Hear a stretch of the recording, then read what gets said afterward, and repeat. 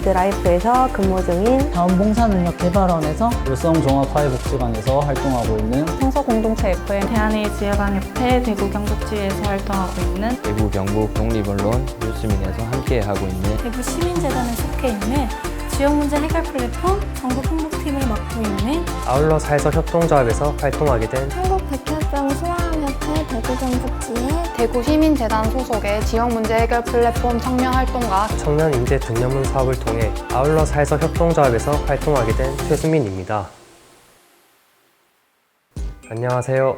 디지털 청년인재 등려문 사업을 통해 아울러 사회적 협동조합에서 활동하게 된 최수민입니다.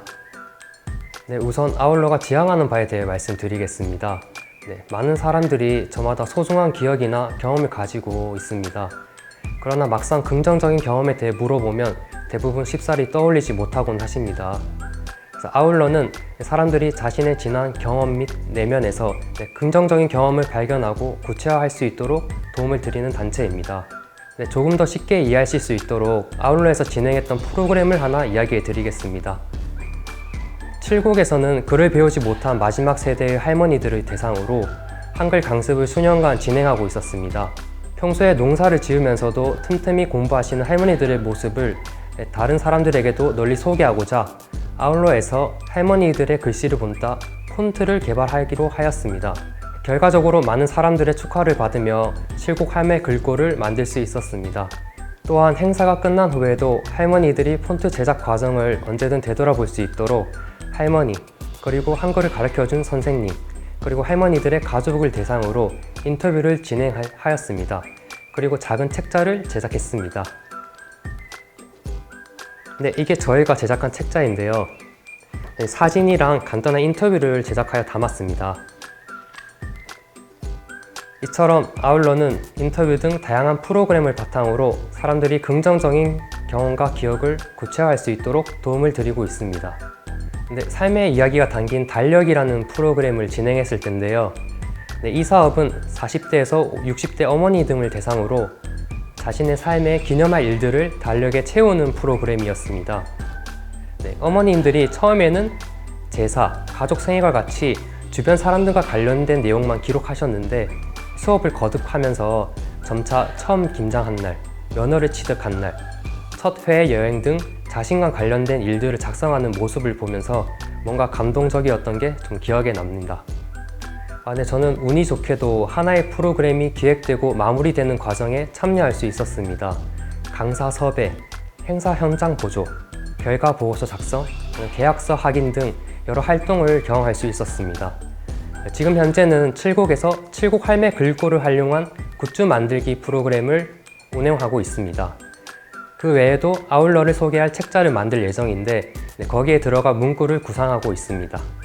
스스로 느끼는 변화로 두 가지가 있습니다.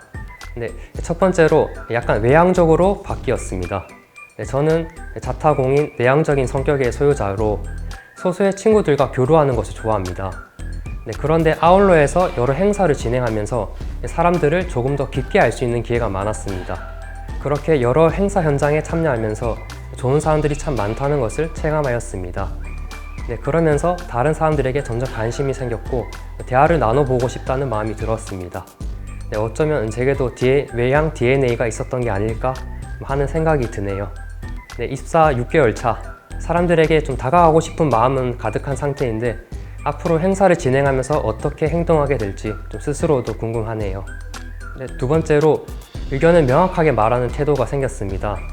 아울러에서는 긍정적인 경험을 구체적으로 떠올리기 라는 조금은 두루뭉술할 수 있는 생각을 구체적으로 표현하는 작업을 진행하다 보니 사람들과 대화를 할 때 제 의견을 조금 더 구체적으로 말할 필요성을 느꼈습니다. 그러면서 평소 저의 말하기 습관에 대해서도 되돌아보게 되었고요.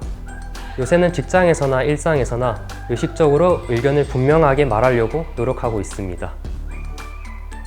엑셀 교육, 제주도 워크숍 등 모든 활동이 다 재밌고 유익했는데요. 그중 가장 기억에 남는 활동을 하나 꼽자면 최근에 진행했던 클리닝 데이가 떠오릅니다. 클리닝 데이란 현재 사용하지 않지만 타인이 필요로 할 수 있는 물건을 서로 가져와서 나누는 활동인데요. 이번 올레A에서는 기존 클리닝 데이에서 몇 가지 룰을 더 추가해서 진행했습니다. 먼저 자기가 가져온 물건에 대해서 관련된 이야기를 소개하고, 소개가 끝난 뒤 활동가들은 포스트잇에 물건을 가지고 싶은 이유를 적어 해당 물건에 붙이는 방식이었습니다. 그동안 올레A에서 진행한 프로그램은 교육에 집중되어 있었다면 이번 활동에서는 활동가들이 가져온 물건에 대해 이야기를 하면서 내적 친밀감을 쌓을 수 있었던 좋은 시간이었습니다. 제가 대학을 졸업하고 디지털 청년 인재 등록문을 통해 처음으로 직장을 가지게 되었는데요. 첫 직장이다 보니 종종 실수를 하게 되고 내가 업무를 제대로 하고 있는 건가 하는 생각이 들 때가 있었습니다.